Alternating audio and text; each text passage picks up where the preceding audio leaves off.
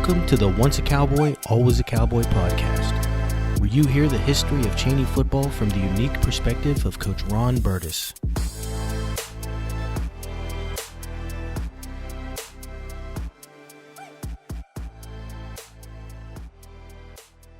We talked last time a lot about Coach Angelo. He's the second quarter of this four-quarter coaching tree. And so we spent a lot of time.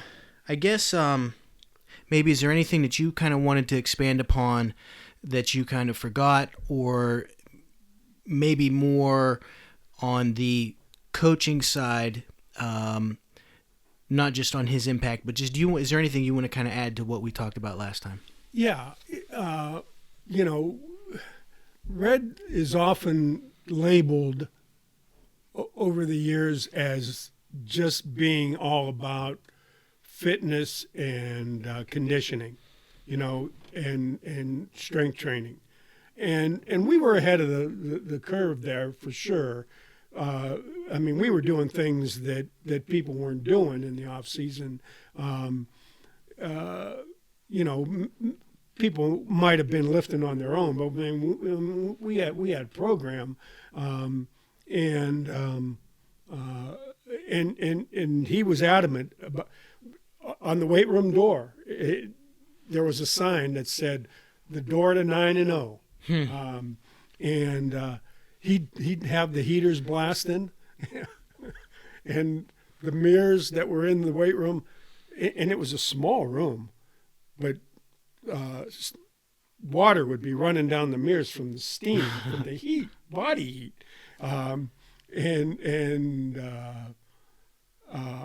You'd have 60 guys in this room, okay, and one bench, one Olympic bar, and a machine we called the Man Maker, which was like a stand-up press machine, a curl bar, and some sit-up racks, and and a bunch of free weights. You better go in there and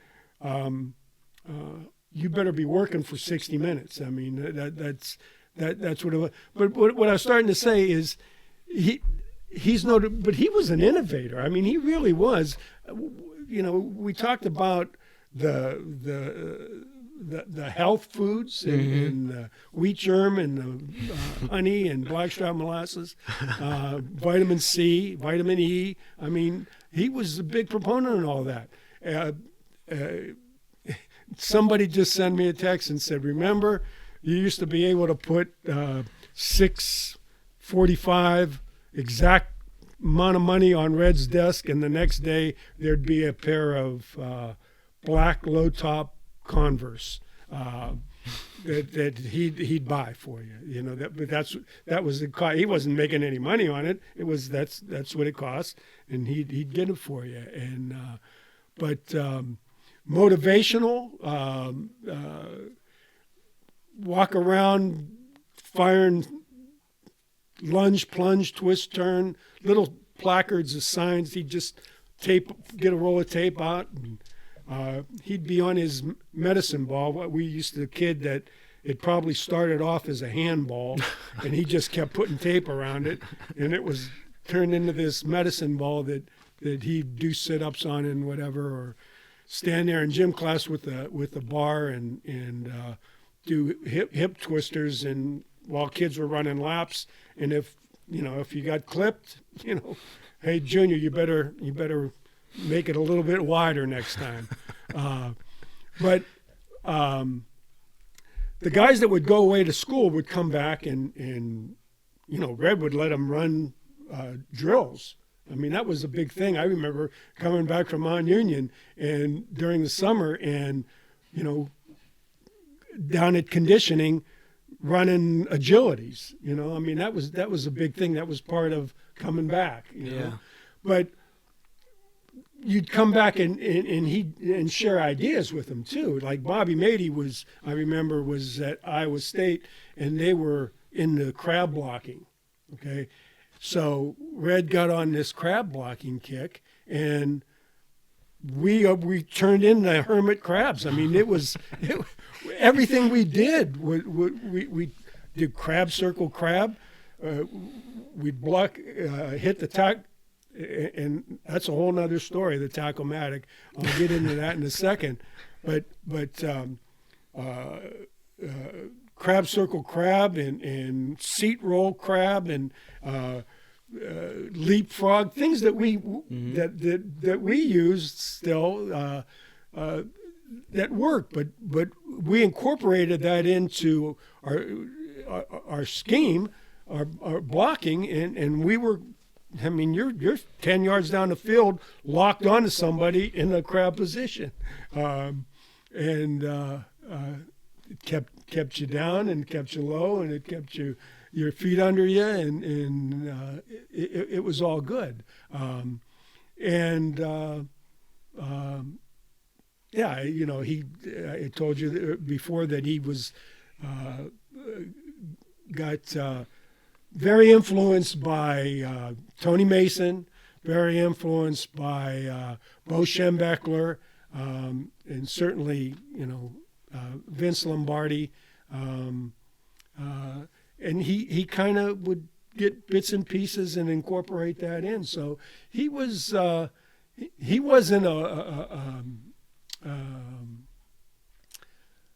one-hit pony, so to speak. I mean, he was a guy that utilized what he had to its full potential, and he got every bit of effort and production that he could out of his players.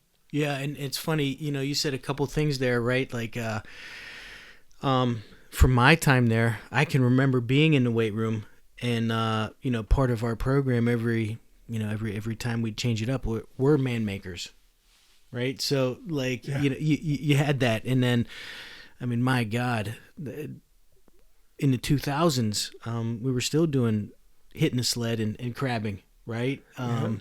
So it's all those things, and I bet, you know, as we get into this, I'm sure that guys that left you as assistant to go be a head coach probably still ran crab circles, forward roll. You know, it's that's pretty interesting. That's pretty interesting. One thing we did talk about last time was the tale of Red's two careers. Not two careers. The two tales of his the first half of his career, the second half, and you said to quote, the first half he was kicking ass, taking names, right? Setting the foundation for toughness. And to me, it just thought, like, what does that say about our culture? That a Hall of Famer, so successful, innovator, motivator, someone who had such a great impact, in today's society, you know, 3-4 years in, he's out. What does that say? You know, what was the difference in the culture of sports at that time? Or was it just him that people bought into that said eventually he's going to get it? Or we're going to let him get it? Why do you think that happened? Yeah, well, I think what you're asking me is, you know, how did he weather the criticism that occurred early in his career? Mm-hmm. I don't know how. I think there was criticism, but it was silent because I don't think anybody wanted to piss Red off. Yeah, but I like, to me, I don't even, because I think to some degree, when you get in that role, you have to put the blinders on, like the earmuffs and the blinders. You can't hear the criticism, whether it exists or not. But there has to be a principal, a board, a community that says, no, he's our guy. Yeah. And I guess that's what I'm asking. Well, and again, Red dictated, okay? So to that board, to that principal, to that faculty manager, it wasn't them dictating to Red. Red dictated to them. Okay, so it would be like, hey, listen, this is going to take time. I'll get it done. Just back off. Mm-hmm.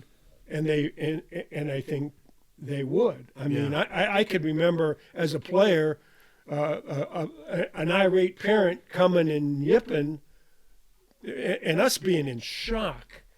You know, that some standing at the fence yipping that Red playing favorites, and his son should be playing.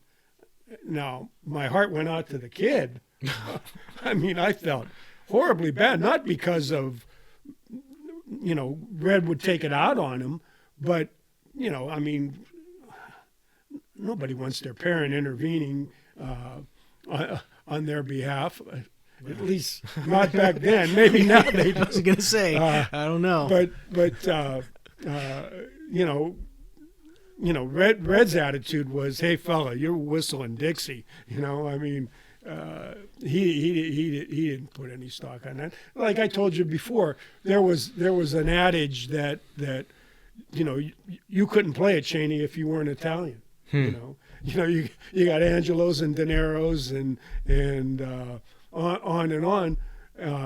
Okay, but then you got Slovak Berdis and Palos and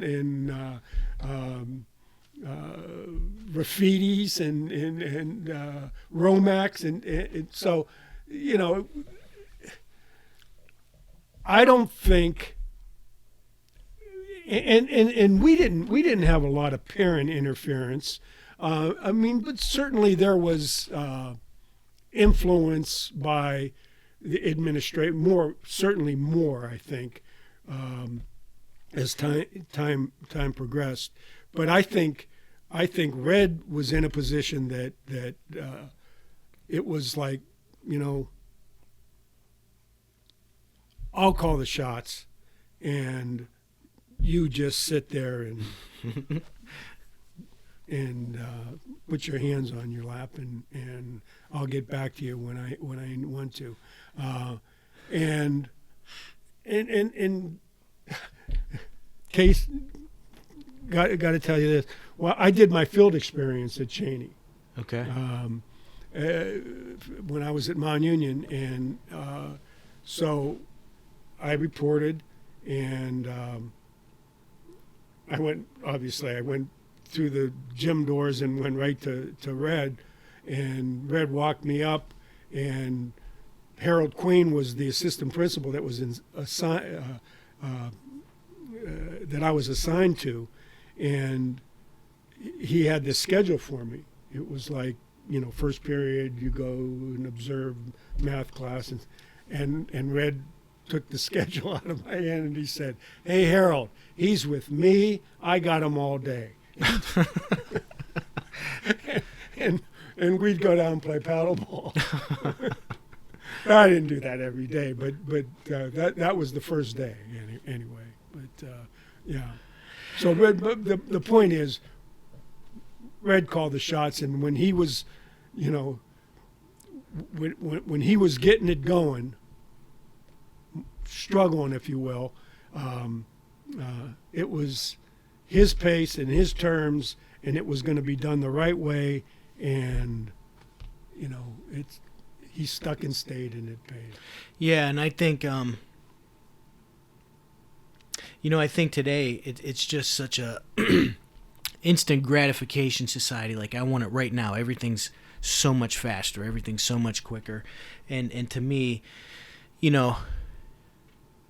whether Red called the shots or not, somebody still had to support him. And I think that's where, you have those, him being a team player or part of that leadership team and them believing in him like his players did, right? And buying in, and then it eventually paying off. During that time, were there any memorable games that stood out to you that maybe over his career that, one of the things that you talked about was a simultaneous catch and these different things. Can you think back to over his career, and I know that's a lot of years, were there any games that stood out to you as memorable, either as a player or as a kid coming up?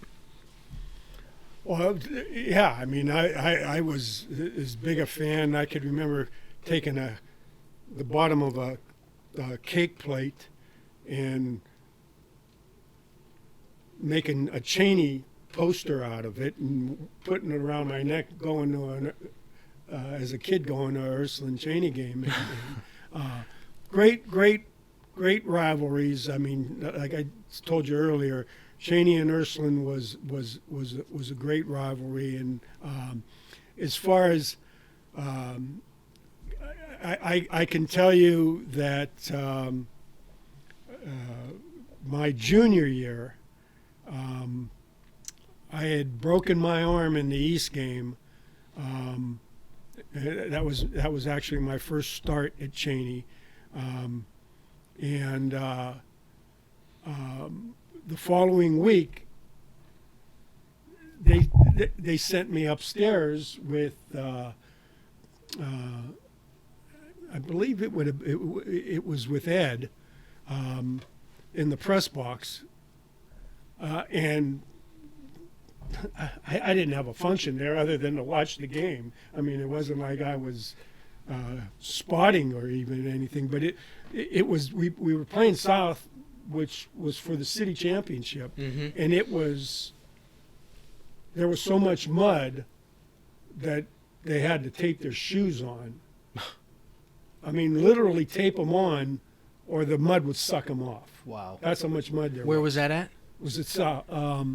It was at South. Okay. And Billy Jarushak, great player, Hall of Famer, went to Bowling Green.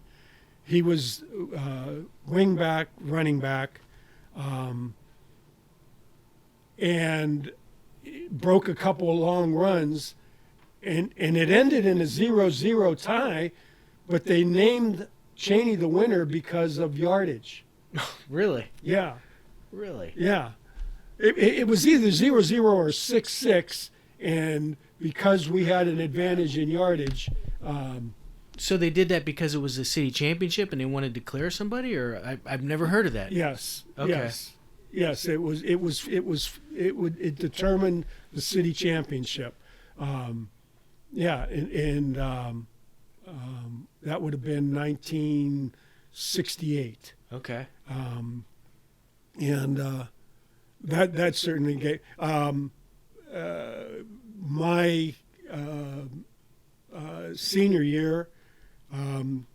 They had what they called a Shaughnessy playoff then. So you play your regular games. Mm-hmm. Our off games were Fitch, Camel, and Fitch, Camel, and Mooney. And then we played all the city teams. So it would have been North, East, Wilson, Rand, South. And then the how you finished in the league, one played 4 and 2 played 3. Okay. And then you had the championship. So regular season, South had a great team. We beat them 19-18. Okay, and so we had them. We ended up meeting them for the championship, and they had a great player named Tony Bell, and he really hurt us in the first game as a receiver. So this is getting back to Red innovation. He took me from inside linebacker and just put me out and said, make it difficult for him to get off the line of scrimmage. Okay, so Tony ended up in the NFL, got drafted, I should say, but had a great career at Bowling Green. I'm pretty sure was all Mid-American Conference. Just a very, very gifted athlete. But so I'm lining up, and he's 6'2", 6'3", 205 pounds, could run like the wind. And I'm 5'9", 170-pound guard linebacker. And I'm lining up on him in the open field and to bump him and get him off of his route. And I'm throwing forearms at air. But I think other than more than anything, it just disrupted the timing or whatever. Right. They ended up moving him to running back in the game. But the bottom line is we just beat the pulp out of them. And we ended up winning 45-12 in the game. And that's just because he had us ready to play. Yeah. Yeah.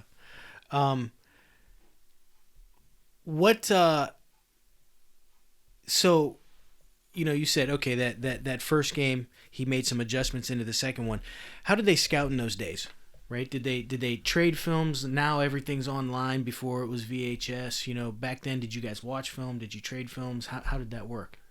Yeah, well, they traded films. I mean, and we would watch our game film, and on Saturday morning, and he'd sit there with his stack of Big Mac certificates, and he'd say, "Oh, hey, that's a Big Mac hit," and pass them out the whole time, and then he'd cut us loose, and we'd go to McDonald's. Where else? Where was that McDonald's at? On Mahoning Avenue there? That's on Mahoning Avenue. Okay. And then on Sunday, we'd come in and watch at least a half a reel of the opponent. Okay.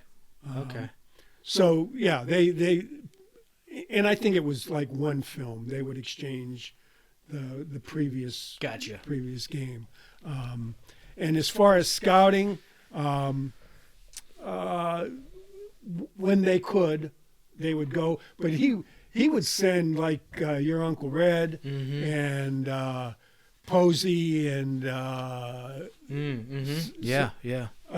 guys to give him a rundown, because usually everybody was playing on Friday night. Yeah.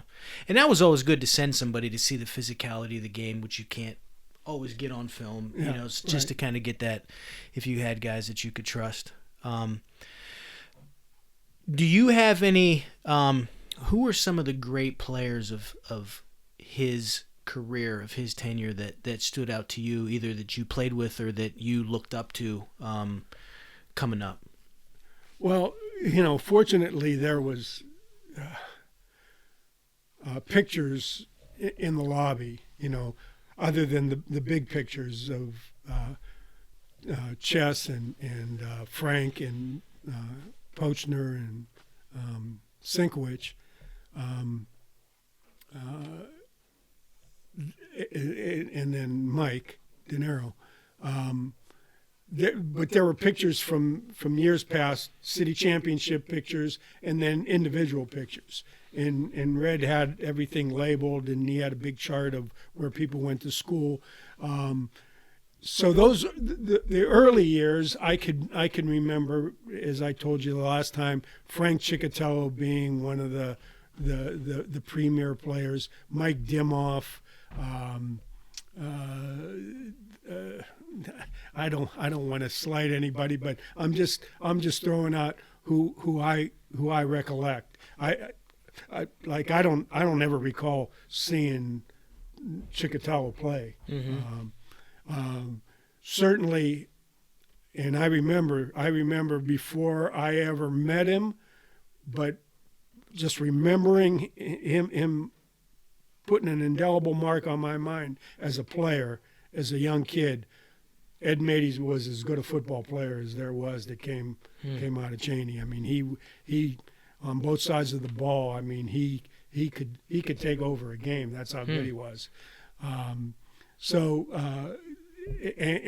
his brother Andy was good, and his brother Bobby was good, and then there was the Angelos, but you know, when you talk about Chaney greatness, you can't get beyond the conversation.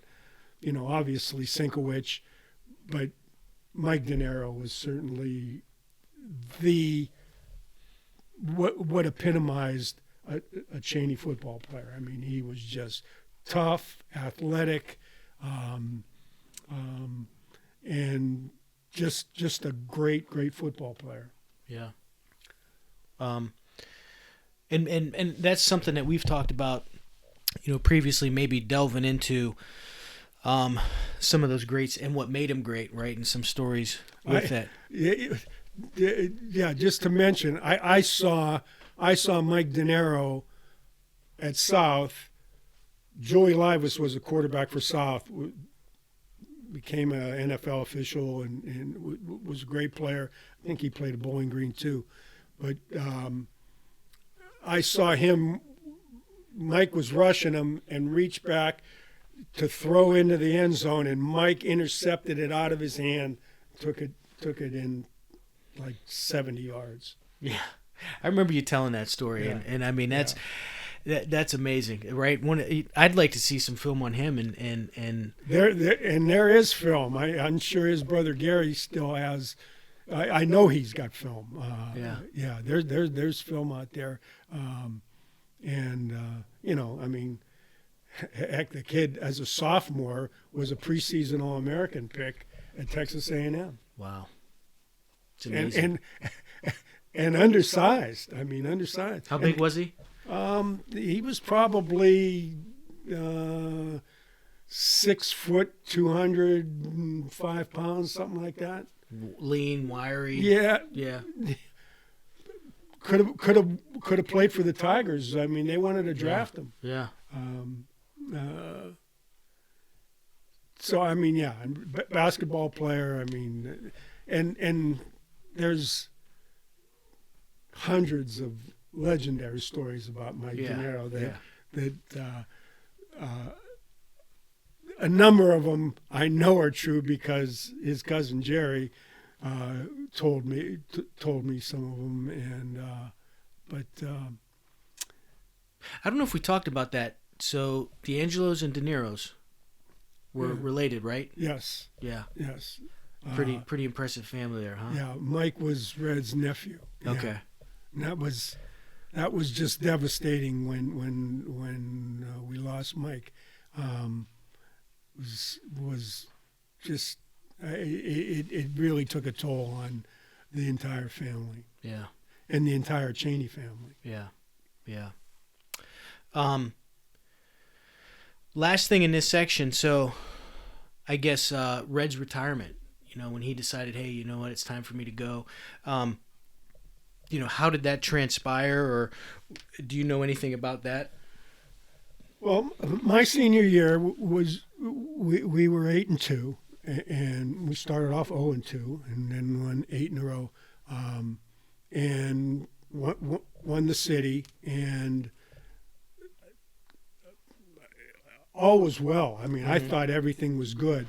The next year, I believe they finished 4-3-2, something like that, or I can't remember exactly, but I remember I was at Mount and going to their Canton Lincoln, I think it was Canton Lincoln game at Fawcett, and standing on my mom and dad after our Mount game, they drove me over to Canton to watch Chaney play, and Red saw me on the fence and he said, "Hey Ron, just jump the fence," because there was like a little fence around the field right on the inside of the track there, and cop come running over, and Red said, "Hey, he's with me." He was the boss, right? Yeah, he was the boss. Anyway, Red had me talk to the guys at halftime, and it was really a cool moment for me, you know, as someone that played there, and I even remember during double sessions, first time away from home, really, calling Red just to hear his voice, just to hear his voice calling from a payphone when they were in doubles while we were in doubles during a break. Anyway, so that year was kind of like, because they might have lost a league game or two. I don't remember how that went, but I think it caught him by surprise. I mean, it was a good football team. Don't get me wrong. That was, that's Stelter, Gaudios, Biastro, Fedorsen. There were some really good football players on that team. In any event, even after the year, it was like, okay, well, it wasn't a phenomenal year, but it was a winning year. And that summer, just out of the blue, it was like I got a call and said, "Did you hear that Red resigned?" And I said, "No, me and Jerry Sanchi and Jim Raffiti and Jeff Romack, teammates, we jumped in the car and we went over to Reds." He brought us in. He said, and the bottom line was, we sat there and he said, it was time. And I mean, what else do you say? I mean, the man said it was time. So, because the first thing that I asked him was why? And he said, "Ron, it was time." So it was time. And he evidently had enough. I'm trying to think. He had Max would have been, I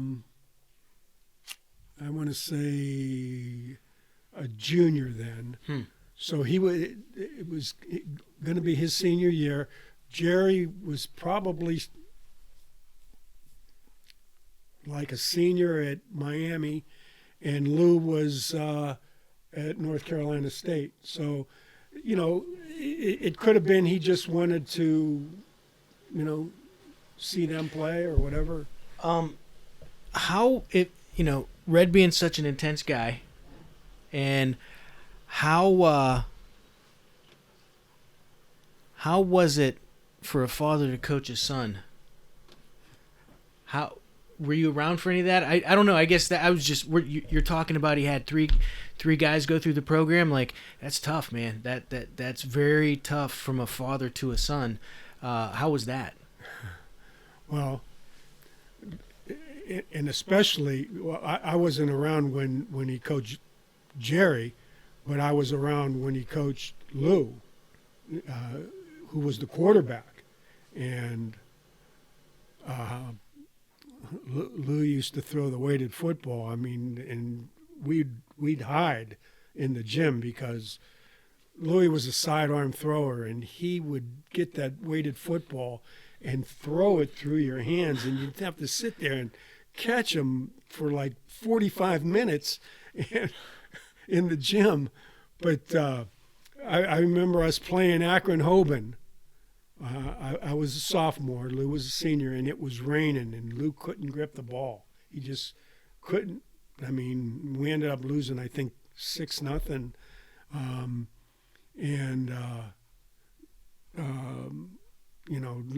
Lou was on the sideline with his head down, and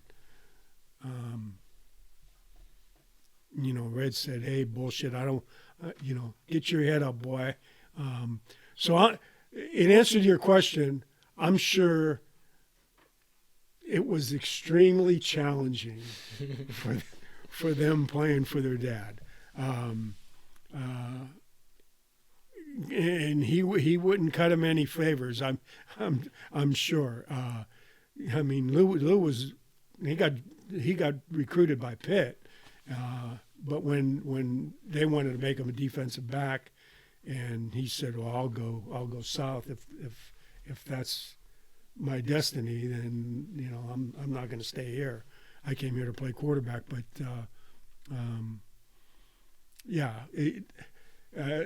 when I was at Syracuse, and Jerry and I I'd come over the house, and we'd watch film in their family room, and John David was probably in 8th grade, 7th, 8th grade at the time, and Red would say, "Hey, John, make sure you say goodnight to Ron and Jerry before you go to bed.